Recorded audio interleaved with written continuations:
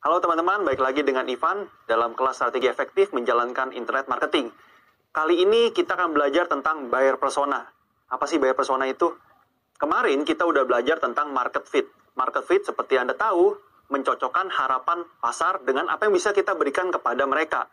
Hari ini kita akan belajar tentang pasarnya tersebut, tentang target marketnya lebih tepatnya. Jadi Anda bisa mengenali dulu nih, kepada siapa sih barang ini dijual. Karena misalnya air mineral, di Indonesia ada Aqua, ada Ades, dan lain-lain. Tapi mereka semua itu punya target market yang berbeda-beda. Kenapa? Karena memang harganya juga beda, dan orang yang beli belum tentu sama.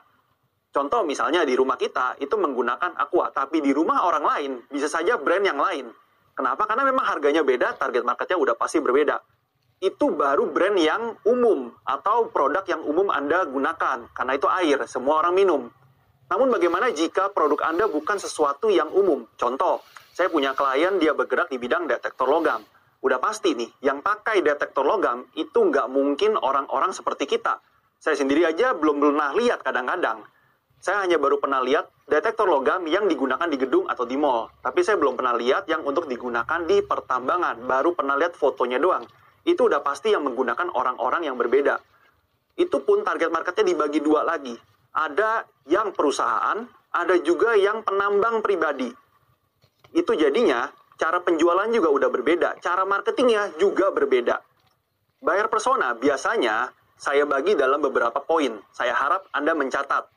Pertama, usia. Usia dari orang yang ada kemungkinan untuk membeli barang Anda.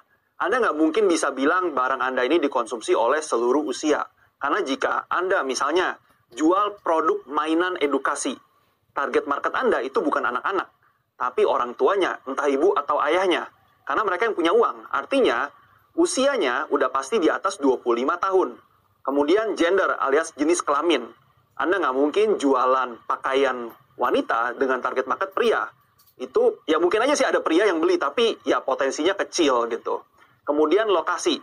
Lokasi ini Anda mengklasifikasikan apakah Anda mampu melakukan pengiriman barang atau distribusi barang kepada market yang di luar dari daerah Anda. Contoh, misalnya Anda punya restoran di kota Jakarta, lebih tepatnya mungkin Jakarta Utara. Target market Anda yang paling pertama pasti di Jakarta Utara tersebut. Itu pun mungkin nggak seluruh Jakarta Utara bisa Anda jangkau. Dari sini Anda nggak mungkin bisa bilang, oke, saya punya restoran dan target market saya berada di kota Solo. Nggak mungkin, karena Anda nggak bisa menjangkau, kecuali Anda buka cabang di sana. Dan yang berikutnya adalah level edukasi. Oke, tingkat pendidikan ini penting untuk produk atau jenis bidang usaha yang memang sangat-sangat tidak mainstream. Contoh, jika Anda jualan buku, otomatis yang beli nggak mungkin semua orang. Pasti ada kelompok edukasi tertentu yang beli. Apalagi misalnya nih, Anda jualan buku tentang kalkulus.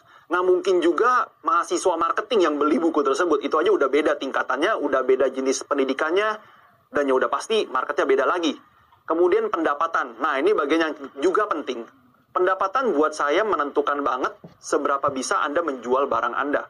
Contoh, saya ketika buka kelas, budget kelas saya itu sekian juta. Tentu aja nggak semua orang nih bisa ikut kelas saya. Ada orang yang bisa, ada orang yang enggak. Pendapatan itu berarti menentukan apakah market Anda bisa beli atau enggak. Kalau misalnya market Anda nggak bisa beli dan Anda paksakan, percuma.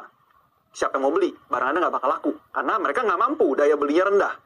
Kemudian occupation atau pekerjaan. Kalau misalnya Anda jual detektor logam seperti yang saya ceritakan tadi, tentu pekerjaannya adalah penambang. Atau misalnya pemilik mall, pemilik gedung, pemilik hotel, dan lain-lain. Nggak mungkin dia pemilik restoran, kedai kopi, ataupun segala macam yang sejenis seperti itu. Kemudian job title. Job title seperti manajer, direktur, staff, dan lain-lain, pemilik toko, segala macam. Nah, ini juga menentukan. Buat saya job title ini akan sangat menentukan ketika misalnya, saya ambil contoh, Anda pasang iklan di Facebook. Ketika kita bikin kelas, kita biasa akan mengiklankan kepada siapa iklannya harus dilihat. Contoh, misalnya, kelas ini cocok banget dilihat sama pekerja kantoran. Tapi jika kelas ini didedikasikan kepada orang-orang yang seperti staff, nah manajer kan yang keluar uang nih. Harusnya Anda memperlihatkan kelas ini iklannya kepada, contoh, manajer atau mungkin direkturnya. Berikutnya adalah hobi. Nah, hobi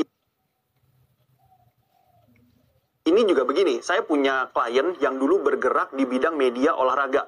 Tepatnya sih sepak bola. Artinya ketika misalnya Anda bikin iklan, entah di Facebook ataupun di Google, Anda bisa mengklasifikasikan iklan tersebut kepada orang-orang yang memang suka sepak bola. Karena nggak mungkin orang suka tenis melihat iklan sepak bola, nggak ada gunanya. Mereka nggak akan masuk ke dalam website tersebut. Kemudian kita masuk ke bagian status hubungan, single, married, pacaran, tunangan, dan lain-lain. Saya punya klien di bidang catering. Kalau kita ngomongin soal catering, terutama catering pernikahan, kira-kira target market kita married atau single? Tentu single, atau mungkin dia sudah punya pacar. Kecuali dia mau menikah 2 kali.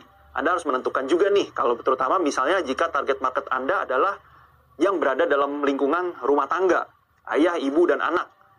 Bagian berikutnya adalah website, atau kita sebut dengan media massa. Karena kita di sini ingin menayangkan iklan kepada orang-orang yang suka baca berita apa.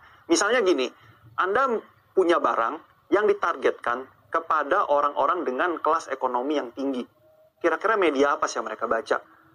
Mereka nggak mungkin baca media-media murahan atau yang berita-beritanya receh lah gitu ya. Mereka pasti baca berita yang berbobot tentang bisnis, tentang ekonomi, hukum, politik, ataupun yang lain-lain lah, analisa dan teman-temannya. Itu yang perlu Anda ketahui juga. Kemudian smartphone model. Saya kasih satu trik. Setiap kali saya pergi meeting, ketemu dengan calon klien, yang saya perhatikan pertama kali adalah handphone yang dia bawa. Kecenderungan orang Indonesia, kalau dia lagi meeting, duduk, atau makan, atau apapun yang dia lakukan, handphone selalu ada di meja. Jadi saya perhatikan, handphonenya itu apa? Karena dengan saya tahu handphonenya apa, saya akan mengiklankan ketika di Facebook, Instagram, atau dimanapun, saya akan iklankan orang-orang yang suka dengan handphone tersebut, ataupun pengguna handphone tersebut. Kenapa? Karena saya tahu market saya menggunakan handphone itu. Artinya dia punya uang untuk beli handphone ataupun hire jasanya kami. Tadi kita udah mempelajari tentang bagian-bagian dari buyer persona dan apa sih yang harus Anda lakukan. Sekarang mungkin Anda belum pernah bikin seperti ini. Jadi Anda juga bingung, gimana sih cara saya mengenali market Anda? Yang saya lakukan pertama untuk menentukan adalah asumsi. Yes, asumsi. Jadi pertama itu saya cuma ngebayangin doang, kira-kira saya punya target market, orangnya seperti apa, rupanya seperti apa, usianya tuh berapa, wanita, pria, handphonenya apa, suka baca berita apa, dan lain-lain. Itu asumsi. Pada dasarnya, ketika nanti Anda mau menentukan benar atau tidak asumsi Anda, itu ketika Anda praktek di lapangan. Jadi ketika Anda sudah lempar campaign tersebut, ada orang yang bereaksi, baru di bagian analisa iklan misalnya, Anda baru bisa menentukan, oke, ini adalah target market saya yang sebenarnya.